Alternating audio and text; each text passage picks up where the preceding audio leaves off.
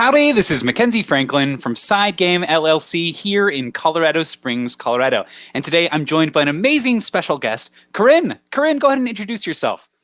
Hey nerds, what's up? This is Superblondenerd, aka Corinn, and I am just a brand new YouTuber who does a lot of things about nerdy stuff, art stuff, and most recently a lot of board game stuff. So I'm really happy to be here. Pleasure to have you, Corinn. So I first found Corinn by just kind of looking. I was recommended her channel by YouTube, actually. The algorithm wanted me to see some really interesting selection of videos. So she has all sorts of things from board games to the whole entire nerd zeitgeist. So video games, just quick coverage. What do you cover? What are some of your favorite videos you've done so far, Corinn? I've actually really enjoyed, I made this like fully animated, very short video talking about 5 things I wish I knew about Stardew Valley.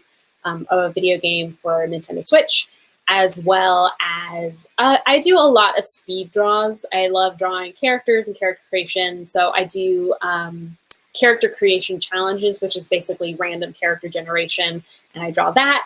And then the board game stuff is really fun, so I've been really enjoying doing those as well.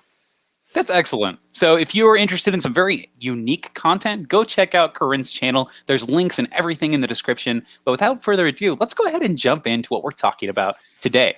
So today we're going to be talking about our top 10 board games with amazing artwork. Now, we've done something like this on the channel before, and I've detailed in depth all the designers and everything that Ariana and I have really enjoyed. But Corinn here is a pretty amazing savant when it comes to artwork. So I really want to feature her thoughts and her ideas and what she finds amazing in board games. So before we start the list, Corinn, were there any specific rules that you had before we started the list?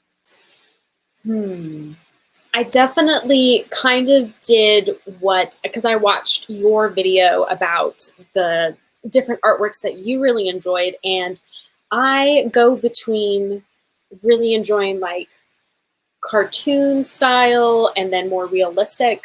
So for me, I tried to just have a little bit of both, and that was my main kind of rule, and then just the overall aesthetic, which usually works hand in hand with the artwork. Now, did the components of the game ever go into question when it came to the artwork, or is it strictly what is printed on the paper? Because that's kind of the route that I took. True. I mean, I am a sucker for any type of really nice like 3D elements, like the ones that you guys had mentioned, Everdell, like all of those elements, and I've actually done an overview as well on my channel. It's just the 3D element of the trees, and then all the printed artwork, but also just having those little 3D elements and the different textures of those is very nice. That totally makes sense. All right. So without further ado, Corinn, I'm going to have you start us off. What is your number 5? We're going to be doing a 5 and 5, so let's go ahead and start off. Okay. So I did Bargain Quest.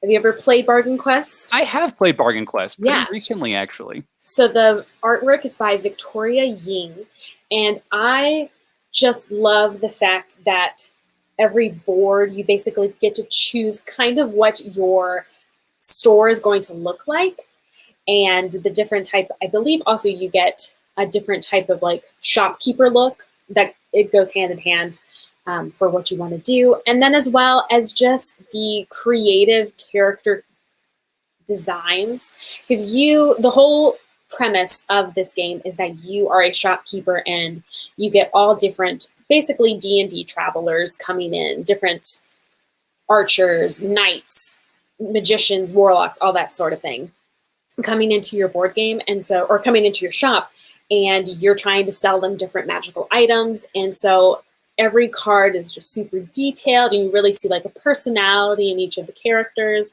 And so I just really thought that the overall design and look of these, because again, I love character creation. And so seeing just the different personalities and everything featured in these cards and in the shop is just really pleasing to me. And so that's why I added it into my list. Yeah, so you have those, like the back of your board shows like the outside of your shop, and then you flip it over, I think, and it shows the inside of your shop. And they're all laid out the same, but you just see the different aesthetics and like decorations and different items that would be in there. And I just really enjoy it. I love these shops. I think it's so fun that even the promos to this game are just more shops. Totally no gameplay value, but the art is wonderful. Yeah. I love it. I think that's the best way to do something like this, an aesthetic promo. And this game is wonderful. It's so charming. I think you summarized it really well. All of the heroes just are, breathe flavor and they tie their abilities really well. And my favorite thing about this is they have guest artists, and I think that is so cool. You have all these different art styles with all those extra expansions. It's a great pick, Corinne. Thank you. Yeah, Excellent. I actually only played it once, and just the impact that it was left on me is why I put it on here, because it was so charming and so sweet. That's excellent. Yeah, this is one that we really enjoy. Like you said, it's a very interesting, unique twist on the fantasy system where you're not the adventurer. You're just, you're massaging the shoulders like, go get him, champ. You're that guy. Yeah. It's awesome. I love it. Fantastic pick. So that's number 5, Bargain Quest. Great. All right. Now are we going to your number 5? Yes. I'm going to jump to my number 5 now. Great. So my number 5 here is one of the games on my list that, I struggled between this and that. Now, one question I didn't ask you before we started the stream is, do you have any games that are unreleased on your list? No. Okay, that was good though. I didn't even put that in my rules. I was just like, no, I'm just going to do ones that I played because I feel much more comfortable talking about those. I did the same thing, but one of my artists for my number 5 is she's an incredible artist, and she has a Kickstarter that is happening right now where she has made at least $1 million. I'm pretty sure. Any ideas what I'm talking about? There's a specific game with amazing artwork that's on Kickstarter right now. I don't know. So the name of the game is Flamecraft. So it's about these cute little dragons. It's absolutely stunning. But that is not the game I'm talking about today. This is one of her, one of her games that came out before.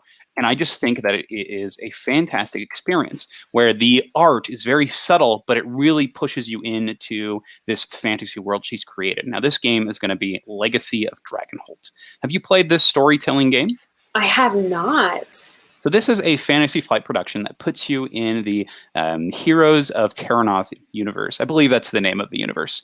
This one is going to have you joining a party of adventurers. You have this gnome and a troll that you'll be hanging out with, and you get to create your entire crew. And it's books. It's like 12 books, something like that, and each book is an adventure. You have this, first off, though, you have this wonderful cover that introduces you to this world, and then you open the contents of the book here, and all you'll see is a stained glass picture or just a nice image of the surrounding area, followed by a map. It is gorgeous. So I love everything about this. I love that it puts you into this fantasy setting, but it allows you to take this beautiful these beautiful pictures, and you get to create the world based on that. So it does a lot of work on the scenario, the items themselves that you're holding, but not necessarily the monsters or the creatures. And I really enjoy that. I thought this was a really interesting take on fantasy. So similar to Bargain Quest for you, this is my kind of take on very unique fantasy, and I really like that. Yeah. That's really funny that you mentioned the Flamecraft, because I've been seeing it everywhere, on my Facebook and all that stuff. So that's hilarious. That didn't even put 2 and 2 together. But this looks so good. This is the problem. I love when we talk about board games and new games that I haven't heard of, because now I'm like, I want it. So the artist for this is Sendara Tang, and she has done a lot of work with many different games, particularly the Lord of the Rings and Arkham Horror LCGs. Nice. So she's part of that crew, and all that artwork is absolutely amazing. So if you haven't seen any of that, it's so good, amazing. So she has taken this fantasy style and she's taken it and turned it into maps, letters, items, physical things that you can interact with. And I think that's so cool. This one in particular makes a fantastic car game. So you can actually bring it with you when you go places, and one person reads and everybody else just interacts. And I think it's really awesome. I think it's my number 1 on my favorite travel games, because you can actually play it while you're traveling, because I hate driving. So having something you can do while driving is wonderful. Yes. So the gameplay itself is different and unique. It is a very straightforward storytelling game. But it's just a blast. I really enjoy Legacy of Dragonholt. That's really cool. Excellent. Very cool. It's a good one. So those are our number 5s. Let's go ahead and jump into number 4. What do you got, Corinne? All right. This will probably be no surprise to anyone who loves artwork and beautiful games. This is Canvas. My number 4 is Canvas, and the artist for that is, I'm going to say it wrong, Luann Hune? I'm not sure. But yes, Canvas is a game all about artwork and making your own art, and you have all of these. It's probably one of the most unique games I've played, where you have all of these very thin film sheets with artwork that has been painted on, and it's different elements that you can stack on top of each other to make specific prompts or a specific artwork that will help achieve your goals in the game. It's probably the best way I can put that. But all of the different pieces and layers and each individual artwork is just beautiful, and like seeing all of the different combinations that people come up with and you come up with like is so nice and so pretty. And so that's why I added it to the list, because it's just all about artwork and it's so beautiful. So the card crafting system here, I think, is really interesting. You see this in games like Mystic Vale, Edge of Darkness, but I think this one is really unique because you are creating a piece of artwork. You're not just looking at well, obviously, if you're looking gameplay-wise, you probably are just looking for stats and symbols, but the thing that you create is something unique and interesting, and I think that's amazing. So this is really interesting. So what is it that sets this card crafting system apart, aside from the aesthetics? The stacking, the ability to layer upon layer, and I don't know if I haven't played any other game that does that, but just the ability to stack and make such a layered painting, a piece of artwork, and being able to, gameplay-wise as well, cover up specific symbols or colors that you don't need, so that you can get the best score out of all of them is really unique. Like I said, I haven't played a game like that. That makes sense, because you have a bit more free form with this, since they're not stuck on specific sections. Because in a lot of these games, there's maybe like 3 things that you can cover. It looks like there's a lot here, and that's really cool. I like this. Now, this is one that we actually just purchased for our library. So it was on our most recent library update. We pre-ordered it. Viewer Earl, he recommended this one. So excited to give this one a try. It looks amazing. It looks fun. And I think the expansion here is going to add a little bit more intense strategy, which seems great. So I think it'll be great for families and for people who want a little bit more meat on their games. So this one is one I'm very excited. Do you like this game? Is this one that you own? I actually don't own it. This one I played with my sister and brother-in-law, because they are also big board game aficionados. And so this was one they introduced to us, and I really liked it. Something I did find out is that cover, the beautiful picture of the girl and like the sunset, they have like a punch in the back that is basically, you can hang up this box because it's so beautiful. It's its own artwork that you can hang up. That's awesome. I was like, that's such a great idea. So I don't own it, but I kind of want to, because I'm such a fan, and I love art and majored in art. So it's just like, I kind of feel like I need to do that. So this is a great pick. Excellent. Number 4, Corinne. That's number 4, Canvas. Awesome.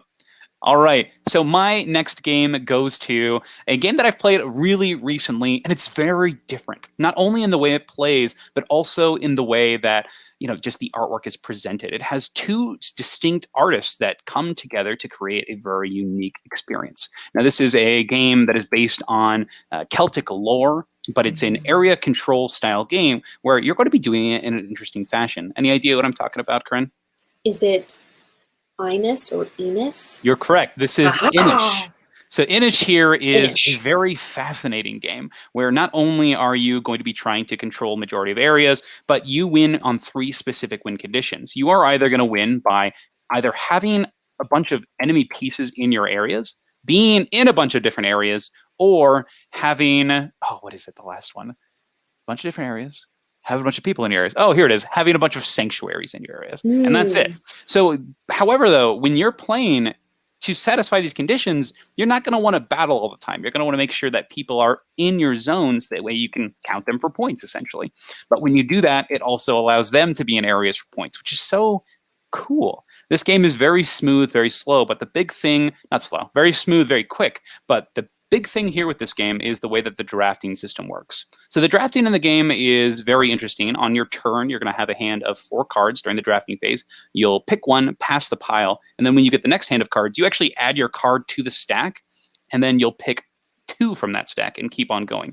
So the more that you're playing, the more you can craft your hand based on the cards. And this is a really fun one because in a lot of drafting games, if you get a hand that's all good, you're like, no, I have to give all these cards. Yeah. This one, it's even more so because you get to keep one of those cards, you hand the rest over, and that other person, they could take 2 of them. It cracks me up because I really like that you can kind of form and fit your strategy. But the awesome draw to this, the artwork here, is the cards. I think this is absolutely stunning. So each card has this really bizarre Celtic artwork. And the artwork here is brought to us by, got his name here, Jim Fitzpatrick. So Jim Fitzpatrick is responsible for all of this psychedelic, interesting artwork.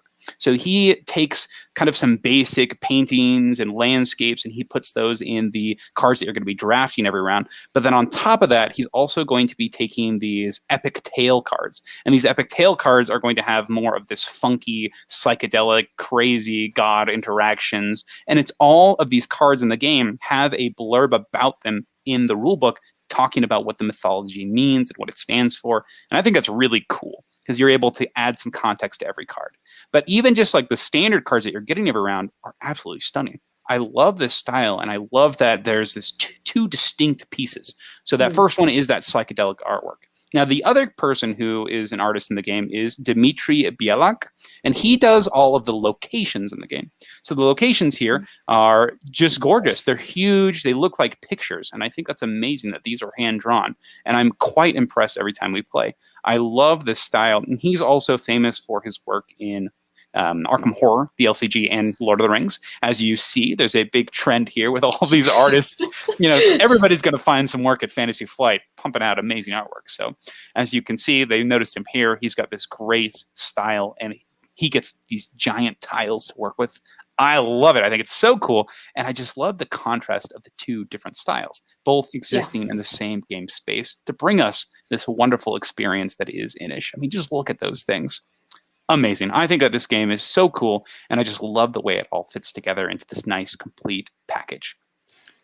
I think it's very interesting that such different art styles work really well in this game. But I think it's because it's almost you expect the first type of artwork because it is very reminiscent of Celtic kind of art, but then having the more hyper realistic and just very beautiful landscapes is just such a nice touch. I actually haven't been able to play this game yet. One of my viewers recommended it to me, and I started looking it up, and I was just like, oh, I need to do it. I need to play it. This is one that was on Dan over from Chairman of the Board's channel and I's games we need to play list because it falls under a lot of those things that we love. We love card drafting. We love games like Blood Rage and Kemet, things like that with this interesting area control. And this one promised a very unique, interesting experience in only an hour. And I thought that was really interesting because this is kind of its own place in the area control style and a new form of mythology we're not really into. So we both made it a mission and we both got it played in 2 weeks, which is kind of neat. So nice. Not my favorite game in the world. I still think I prefer a lot of the Simon Guillotine Games trilogy by Eric Lang, but I really enjoyed this one for the experience it is because it is so different and unique. I think that 4-player for this game is exceedingly good. And I had a great time. I think this game is really fun. And I was quite pleased because the artwork is so different, so stunning. And a lot of times I'm just going to look at it for that. I think it's a great piece. So that's number 4. That's Inis. Awesome. All right, Corinn, what you got? Number 3. All right. For number 3, this is a new game that I have recently played. It is Red Rising. And we have the artists Jackie Davis, Miles Bensky, and Justin Wong. So a couple of different artists, but they've really, I feel like the character cards and all the other things that they've added, they all work really well together. So it's not such a drastic art style change like what we were just talking about, but it works really well together. Again, I'm a sucker for character design. So all of the characters, I am not familiar with the books, which is what this game is based off of.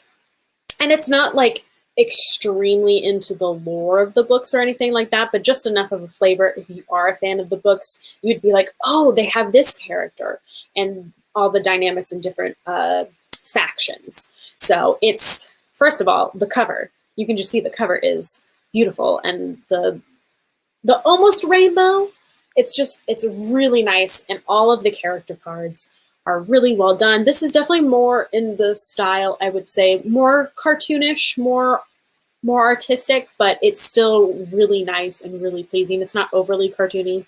The colors are vibrant. That's part of the actual gameplay, is that there are so many different colored, each card that is a different color is like a different type, and they can work together to like add bonuses, or if you have like a red card, if you have like a gold in another card, I think it's like minus points, and vice versa, because there's certain factions that are against each other, all that kind of thing. So it's a very fun card drafting kind of game, and you have, again, just looking at all of the different characters and just seeing the way that they have designed them is just really, really nice.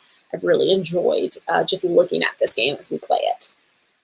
I totally agree with you. I think the artwork is stand out the best part of this game. It is gorgeous. Now, I'm very familiar with you, very similarly to you, I have not dived into the Red Rising universe. I've maybe read the first couple of chapters of the books, tried to get into it, give it my fair shake, right?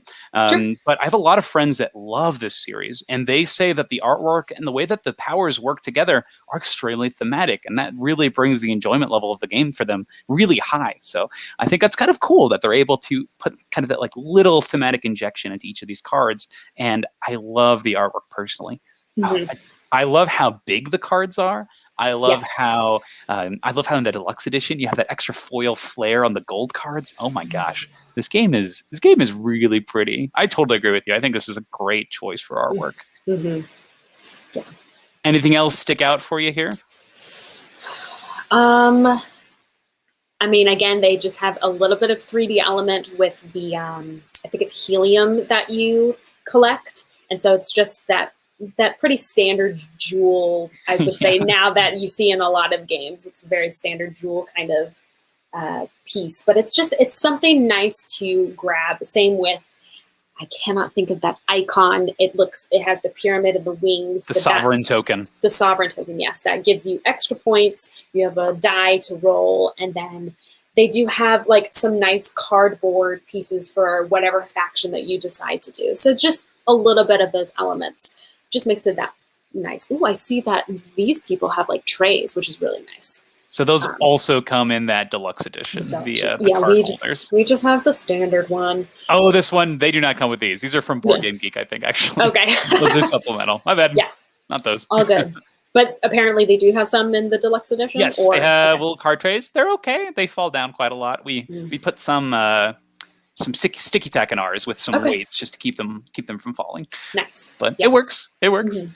But I do think this is a great choice. And one thing really quick before we move on. Sure. You mentioned that there were multiple artists working on this one?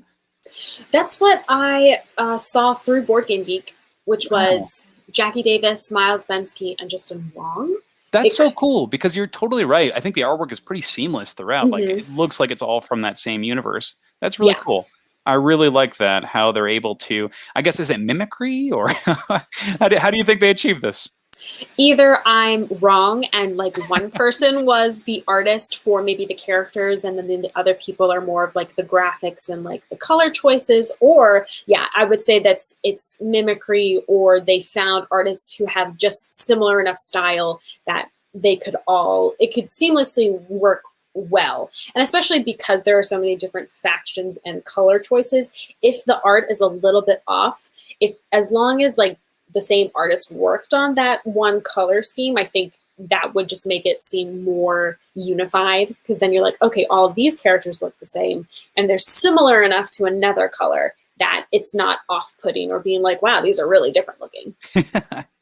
Yeah, recently there's a new game that's coming out that's like a mix between I think it's like I forget what it's called, but it's dreams, and you have like you're playing in reality, and there's also Mhm. a time where you can like observe someone's mind. I know Vincent Mm. Dutrait is half of that team, but the other Mm. character has a very different art style, and the way that they're combining is one person does the real world stuff and the other person does the dream stuff.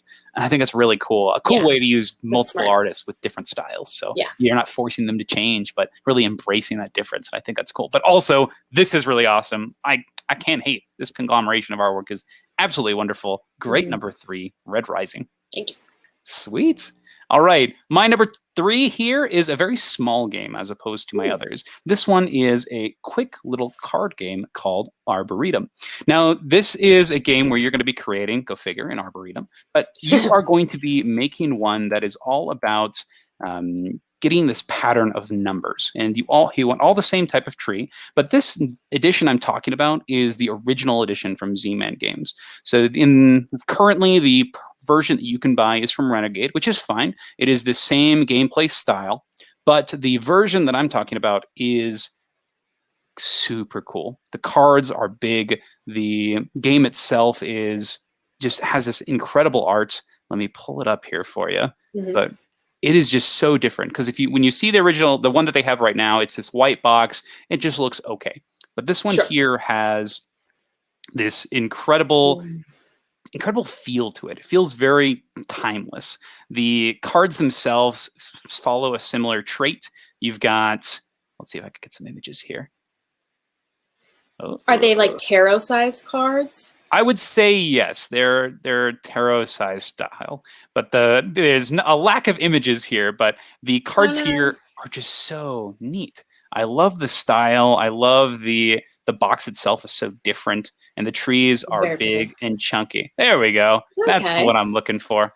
So just the fact that first off, super superfluous and goofy thing you could do in this game is before you begin, you have to pick a number of trees to use. And I just think that's really funny because like, oh, pick your favorite trees. And you pick them and you make your deck of 6 trees. And then after you do that, you shuffle them. You have these big old cards in front of you. You have this amazing looking artwork that is all different from each other. You can clearly tell this tree is this type, which is super helpful. In the other game, there were some colors that kind of bled through. You could tell via the suits what was what. But in this one in particular, the trees, if you look at that willow, it looks like it's very much decrepit. If you look at the jacaranda here, is very much this poofy purple, and combined it makes this wonderful tableau in front of you as you're laying these cards out.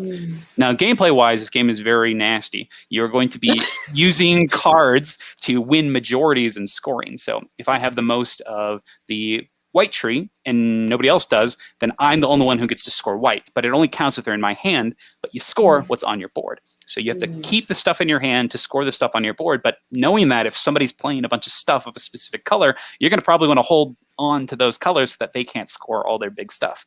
So it's all about knowing when to keep and what to discard. So a lot of hand management, but your hand's only like 7 cards. And you're constantly drawing and discarding. So everything you discard is public for everybody else to grab. So it's such an interesting, tense game. But this Z-Man edition is just colorful and gorgeous.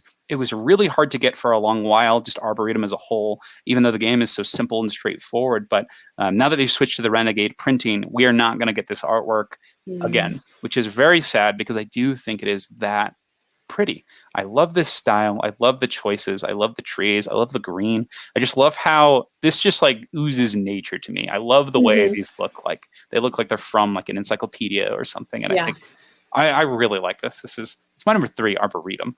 I love that the like subject matter is like so peaceful and like calm and like, oh, just learn about the different trees. But then the gameplay apparently is very harsh and rude.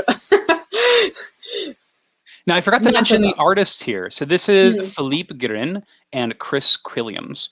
So these are artists who are responsible for games like Azul, Junkard, Onirim. There's a lot of things that they've worked on. So I think it's really interesting to come from this to that.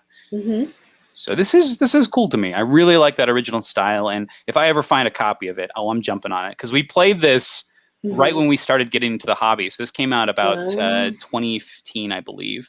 Yeah. And we tried to we gave this one a play, and we thought it was gorgeous, but weren't really keen on the game because it was just the two of us, my wife and I. And we came back to it later and started playing with more people, and we really fell in love with the game. So we felt really bad about not getting that original copy. But someday we'll find a copy of this old school one. For sure. Oh, someone will be like, I don't need this anymore. Hopefully. Yeah. That's the dream. So that's my number 3. That's Arboretum. Very nice. Corinn, what do you have for number 2? Okay, number 2, I have Dune Imperium. Yeah, this is just, I marvel at the artist's ability to capture the actors who are going to be playing in the Dune movie whenever it comes out. And we're just the overall style and finish of the entire game, not just the card artwork, which is lovely in itself, but the board game and the box. It's just a stunning looking game, in my opinion. I mean, that's the main reasons that I choose board games is the look, just like I do with my books. But just being able to play this and like the colors and the finishes, and again, just the artwork is lovely. That's what makes this game, in my opinion. Because I mean, it's a very good gameplay, worker placement, all that type of thing. But just having this style, aesthetic, brand on it just makes it really, really nice. Oh, I totally agree with you. I really like how clean it all is. I love the graphic design. I love how you're easily able to delineate the resources and what's going on here. I think you nailed it on the head with how the character models design. I know that a lot of people really dislike stills, like movie stills in their games. So I like that they were able to take, they kept the characters, they kept their features, and they turned it into artwork. I think that's really awesome. Yes. I do think that there's something special about getting to play with Jason Momoa in your deck. I think that's a lot of fun. Yes. Oh yeah, I'll be Oscar Isaac in this game. No big deal. Yeah, that's fine. And the artists that I have down are Clay Brooks, Raul Ramos, and Nate Storm. Now, my question for you is, are you getting the upgrade pack for this game? So again, this is a game that our very close friends have. So I think we would get whatever so this is, the upgrade is just like separate. It's like an expansion, or is it like a second edition kind of? It's neither. It's like a miniatures pack. So you buy this extra pack, and all it does is it changes out the cubes for people, changes out your workers for people, changes the tongue to like a metal coin, gets you some sleeves for the game. It's just increases the components from wood to plastic, basically. Absolutely. Probably then, because we have done that with Root. Root has the little plastic, like the keeps for the Woodland Alliance, and then the different, just having those 3D components is so nice. There they are here. This is the deluxe upgrade pack. Oh, so you've got the that's different. Great. Also, those are the alliance markers and the mentats. Those will be on the board, so that way you can physically see what it is. And then your agents are all going to be unique to you. So there's some cool things. I think it's definitely not needed. The cubes work just fine because these are basically glorified cubes and tokens. But I think for the epic grand scale of this, I think it could be fun. I think it's neat, and I like that it's totally optional, which is really cool. Yes, you don't have to get it. Yeah. It's really nice to have those upgrades if you feel comfortable spending that, and like that's what you want to do, because then that adds a component. Again, art major talking here, like you get to paint your miniatures, you get to have those, like the metallic coin, like just the 3D nice stuff. It's so nice. I agree. Now I have a question for you, Corinne. Do you paint your miniatures? So this is kind of like a spoiler / preview for all my viewers, but I'm hoping to have a miniature kind of lesson, and that will be a video for my channel, learning to paint miniatures, because I have a good friend of mine who is very good at painting his miniatures, and so I don't have that expertise, and I know that there is like a certain method that they use.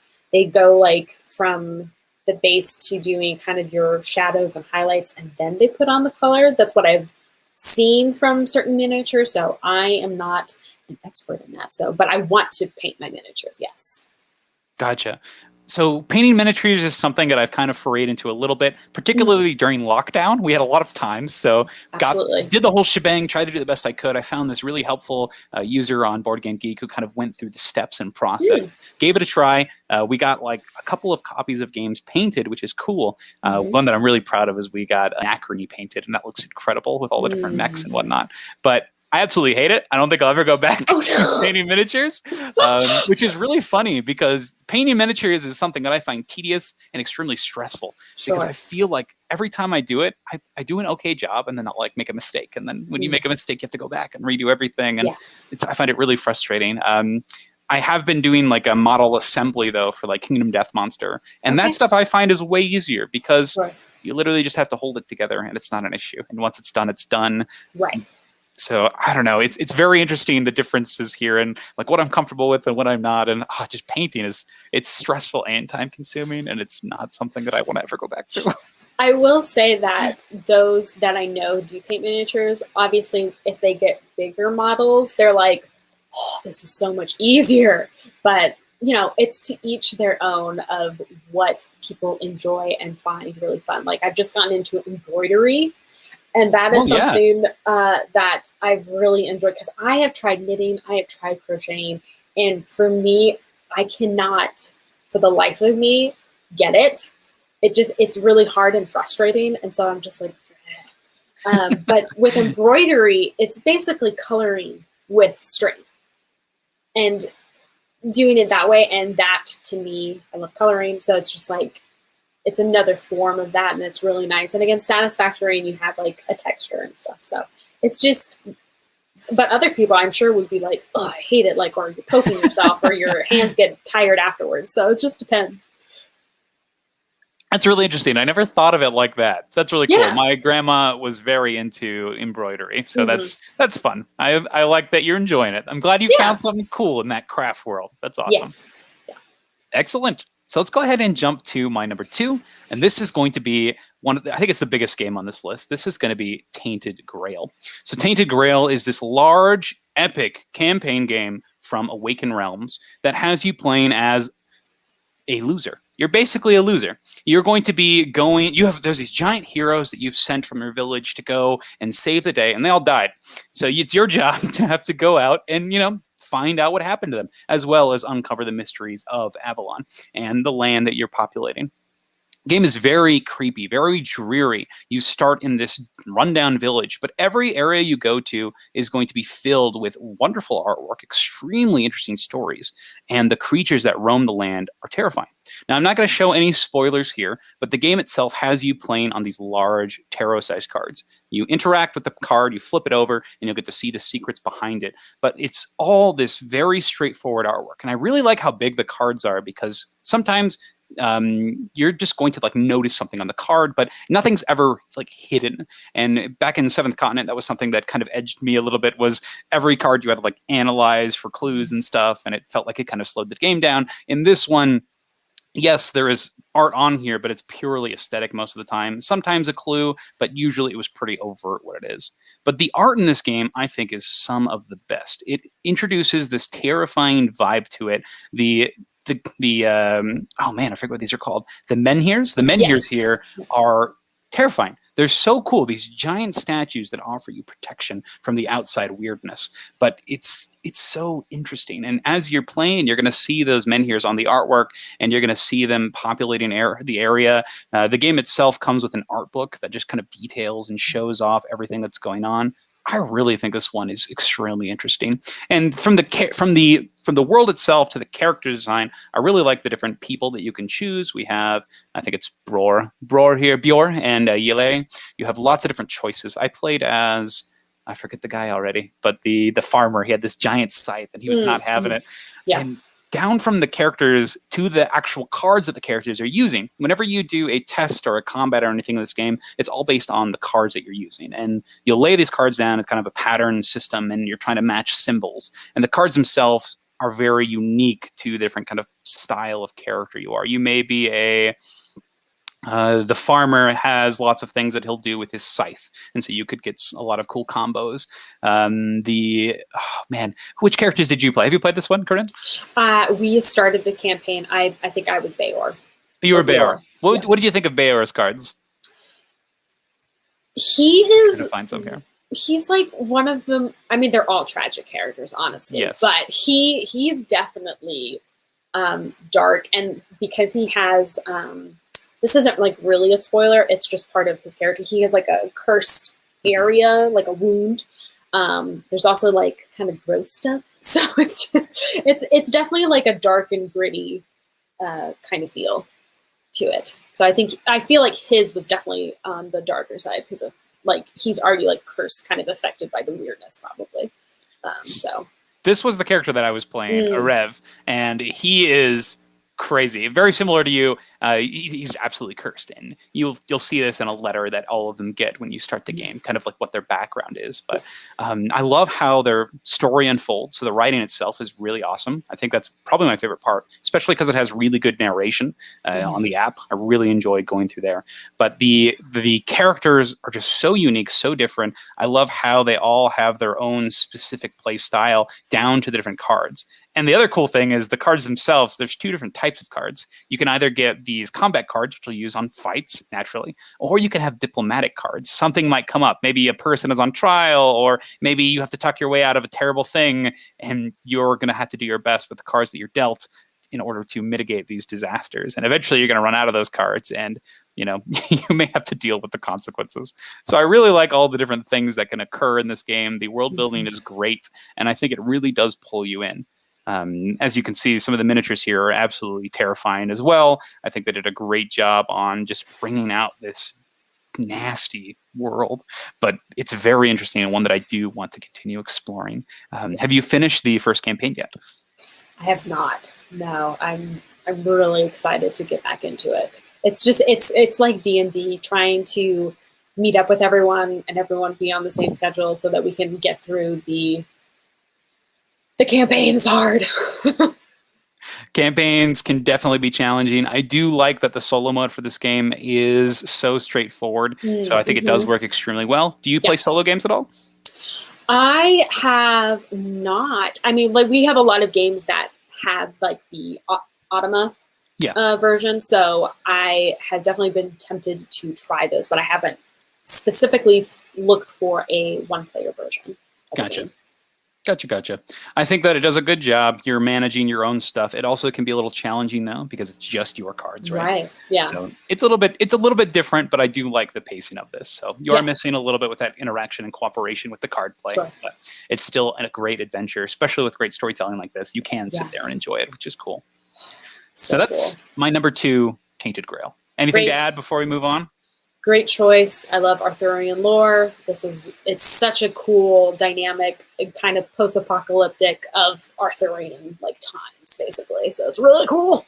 I totally agree. Now, so I didn't know anything about Arthurian lore before starting this, if we're being real. Like, I had seen the Sword and the Stone from, and Monty Python. I think that was those are my 2 big Arthurian, dives, but nothing crazy in depth like this, and getting to see, the village life. I definitely think that I'm like, oh yeah, I know Arthurian things. And then I'm like, I have no idea what this is. So, Yep, totally. Yep. That was exactly my experience. Which is great. Yeah, it was cool. It's like, brand new world to explore and enjoy. Yeah. So, Corinne, it's time for our number 1s. What is your number 1 right now? Probably, especially because we've recently just played a bunch of it, is Scythe. It is, which is a Stonemaier game, which they're just great, or Stonemaier, I don't know how to say it, but Jacob Rosalski is the artist. It's more on the realistic side, and it's just it's painterly, and it does such a good job of immersing you and creating the atmosphere of World War I. Yeah, World War I, and what if we had the technology of mechs and airships and all of those features. And so just from the individual countries' character cards, and then the ones your boards for your different actions, and then those cards right there, your those are your objective cards. Objective cards, but I was thinking of the encounters. Is it encounter cards? Yep, encounter cards. Encounter cards, yes. All of the pictures and different scenarios, and again, just more and more immersive. We also got the Scythe Rise of Fenrir campaign version. Super excited for that. It's just a really, really well-rounded, well-thought-out world.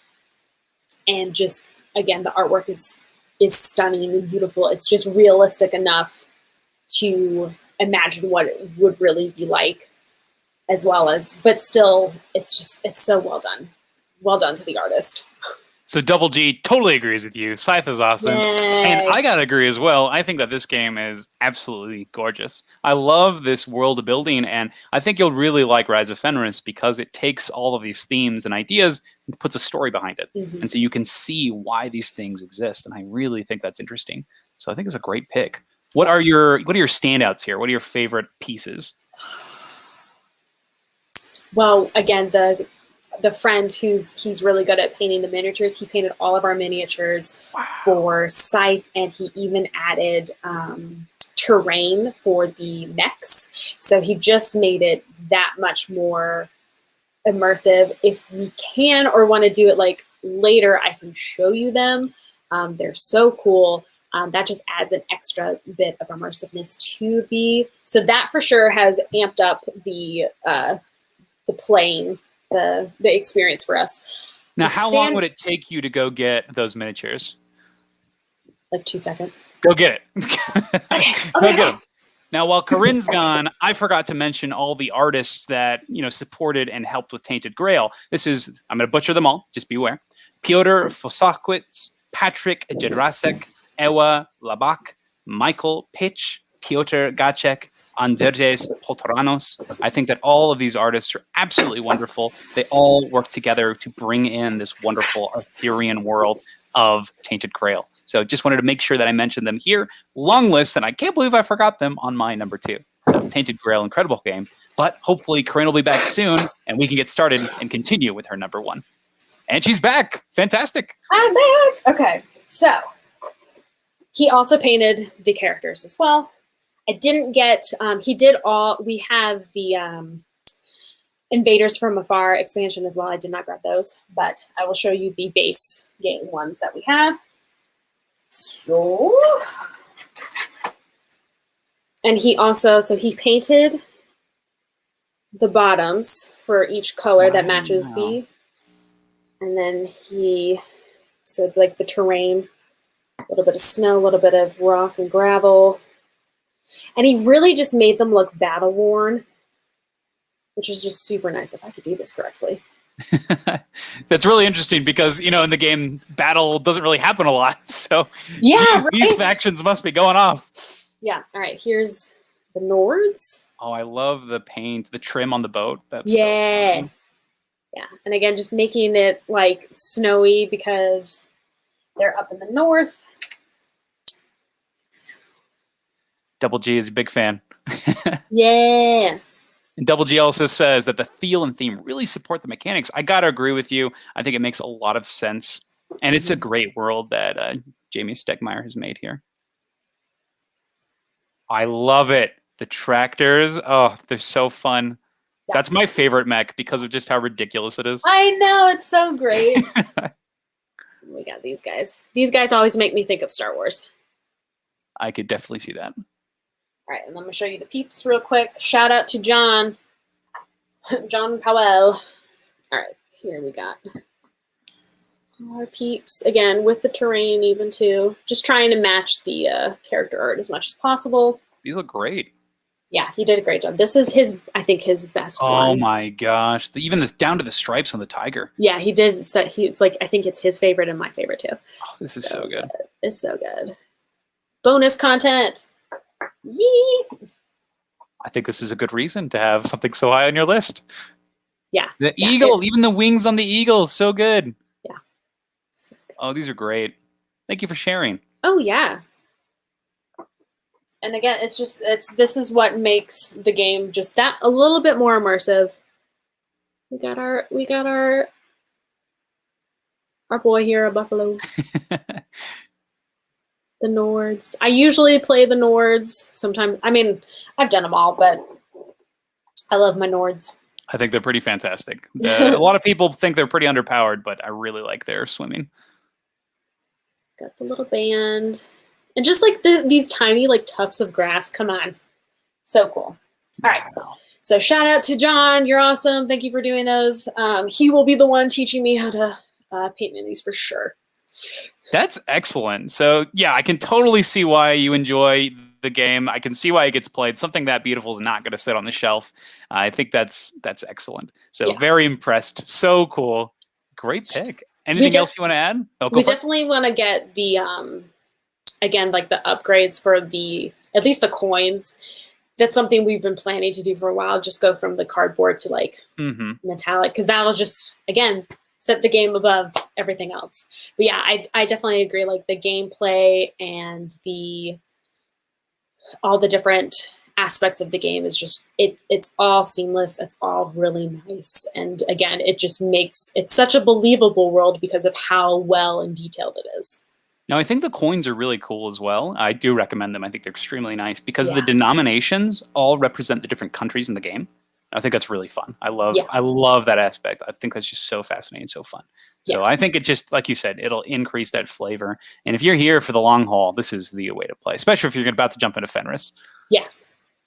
That's excellent, Corinne. So that's number one, Scythe for Corinne. Great choice. Great game. I think that looks fantastic. So I'm glad you're enjoying it so much, and I hope that you have a wonderful time playing in Fenris. Thank you. Which faction are you going to play as when you enter that campaign? What do you think? That's so hard. It'll either be Rusviet or the Nords, I think, for me. Okay. I love the tactic of Rusviet, and being able to like repeat your action is peak. So. Yeah. They're pretty dang strong. I love their ability to jump into the factory quickly too. I just think that's so powerful. Oh, so good. It's probably my favorite, if not the best. Excellent. All right. So now let's go to the last game on our lists. This is going to be my number one, a game that I have received last month, actually. And so naturally it missed the last list. But this one in particular is one that I am so impressed with. So this game features one of my favorite artists in games, but he actually completely missed my last list because there was no game of his that really stood above the rest that I thought was so absolutely incredible. But until this one. This game here has introduced some art that I just feel is some of the best I've ever seen, especially from his work. And this is going to be Imperium Classics and Legends. Now, this is a fantastic design by Nigel Buckle and David Turchi, a fantastic team. They're going to be working together for Voidfall here in a couple of days on Kickstarter.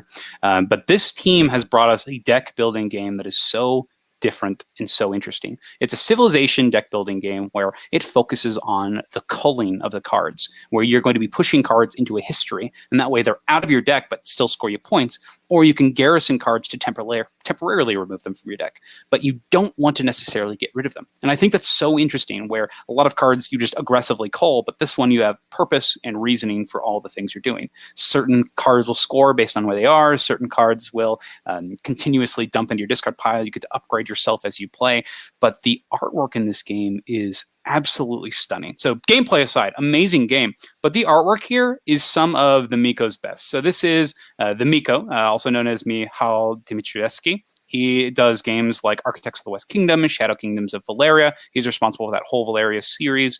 And this one in particular, though, is wonderful. So this game is brought to life by the different nations that you're able to inhabit.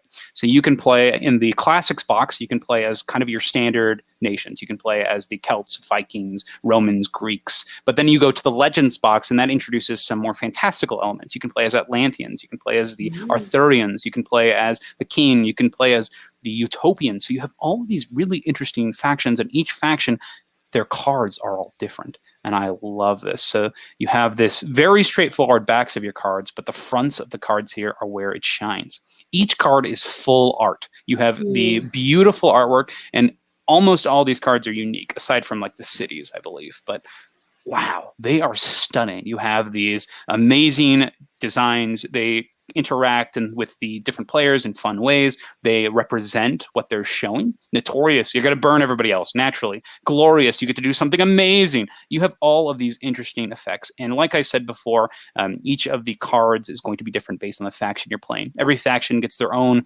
cornered set of cards, and each of them will show what you are. So for example, I think these are the Vikings here. So you have Eric the Red and all your longships, your lands, your Vikings. It's so cool.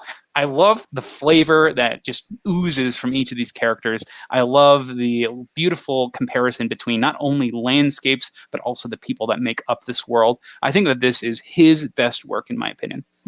Now, he's done a lot of stuff outside of board gaming for things like Lord of the Rings, and he did a couple of artworks for Dune, and I think those are incredible. I had them as fun and wallpapers for a long time. But these, he has been able to capture that wonderful world building and put it into a game, and I just think that's amazing. So I love everything he's done with it, from his different character cards to, like this is for the Celts here. I think this is so awesome. So it looks so good. I love it. He's able to focus on what makes these civilizations unique and interesting, and it really shows. And I think that it's just wonderful. So that's my number one, Imperium Classics and Imperium Legends. I just think that this is amazing, and he really had a chance to shine here with all of these different pieces of arts. So love it. And Double G agrees here. He says that he doesn't know the game, or she, I don't know who you are, Double G, but he doesn't know they don't know the game, but the art is cool and not too cartoony. And I agree with you. It really plays to, what are those called? Caricatures. It's almost like a caricature style that he's really leaning into. So I think I love this. I think it's absolutely amazing. I feel like these are panels from like a graphic novel, like a really cool graphic novel. That's what it reminds me of, just because of like the really strong black lines like around all of the different characters and everything like that. But it is really nice artwork. I like it a lot. Yeah, this one is it's one that I do keep on coming back to, because I'm a huge fan of just his style in other games. There's some games that I've purchased just because it has his artwork in it. They've turned out to be duds and they've left, but I just want to be in his world and experience his artwork and see everything. This is one that I really enjoy. It has a great solo mode. I think it plays really good at 2, 3, and 1. I would not play it at 4. The downtime can get a little intense, but I do like that there's some overlapping turns, kind of like in Scythe when somebody's doing their bottom action. You can have the next person start to go, which is nice. But this game is really interesting, really unique, and I really, really like this one. I'd recommend you give it a try. It's a blast, one that I'm really liking right now. That's awesome. Anything else to add? I just want to play all these games now, Yep, Double G agrees with you. A bit of the art style of the graphic novel 300. Yes, Yep, that's a great point. That's really good. No, these are great. Yeah, no, it's really good art. I mean, this is kind of what the game looks like. It's more of it's based on the artwork. Like the mechanics of the game you can see in the cards, but the artwork is like the prominent piece. That's what makes the game. I agree. And I think it really does give each one their own unique feel. And I love that. I think it's so cool. Yeah. So that is our list. Those are our top 10 board game artworks, more board game artworks, things that we really enjoy in gaming, give you a little bit of taste on what we find satisfying, great, just incredible pieces to look at. Thank you so much for being here, Corinn. Anything to add? Any more plugs for your channel? Thank you so much for having me. This is really fun. I could do this all day, talk about games and artwork. Just plugging my channel again. I'm Superblondenerd. I do everything nerdy and art related. So you can see random character design. You can see me talking about video games. You can see me talking about board games, comic books. There's a plethora of things, and I don't plan to stop anytime soon, so you guys can go check that out if you want to. And of course, if you aren't, subscribe to this guy over here. Wait, this way. SideGame LLC, because I've really enjoyed just binging his channel. So it's been really fun. Again, just the board game community is awesome, and especially right now in this time, board games are a great thing to get into. Totally agree. Now, before we do wrap up, I want to ask, were there any games that nearly missed your list? Well, so your your last board game list of all the really nice artworks, I was like, okay, he hasn't touched on these certain games until you pulled out your wife's list. And literally all of her lists, like Everdell, Parks, Wingspan, I was like, come on, I can't talk about any of these. I mean, all of those are just really beautiful. Like Wingspan, your tree, I can't remember what it was called, Arboretum. That one made me think of Wingspan, just like the really beautiful, detailed, almost like encyclopedia type of artwork. I was just like, oh, Wingspan. Yeah. So all of the things that you covered in your wife's list, basically, and the ones that you talked about Atlantis Rising. Also a great one. I love that game so much. Yeah. It's so pretty. That one was very close to being on my list, but I didn't want to cover things that you had already covered. So, and I talk about that too on my channel. Hey, there we go. Yeah. No, but yeah, Wingspan is so beautiful, and thanks to all of you who have watched my channel, and they were the ones that recommended me getting Wingspan. So, and I hope to get the expansions too, because that's just more pretty bird artwork. I recommend, if you're going to get one, I would actually start with the Oceania expansion. I think it's really good. It has a lot of exotic and cool birds, in my opinion. And it also adds some new card types, as well as a wild resource that's going to encourage you to play differently. And I think that's really fun, because you're able to play bird cards you normally would stay away from just because, you know, they're not valuable. But I really like the new expansion. I think it also replaces the boards on the game. So it adds an entire different, you know, setting there. And I think that's really nice. Wow. So one of my favorite expansions from 2020, actually. Nice. Very cool. Yeah. Excellent. Well, thank you so much for being here, Corinne, and thank you for joining us on the channel. Absolute blast. We'd love to have you in future top 10 lists, or I don't know if you have any interest in, you know, we have a crowdfunding show that we do, but whatever you would like to join us in, we'd love to have you. Pleasure working with you, and thank you so much for being here. Make sure you're checking out Superblondenerd's channel. Make sure you're subscribed. And what are your favorite pieces of artwork? What are the things that you love in games? What make them stand out above the rest? What are games that we didn't talk about? What are games that are not on the other list? What are games that we just need to see to believe? Thank you so much for watching Side Game Strong. Adios.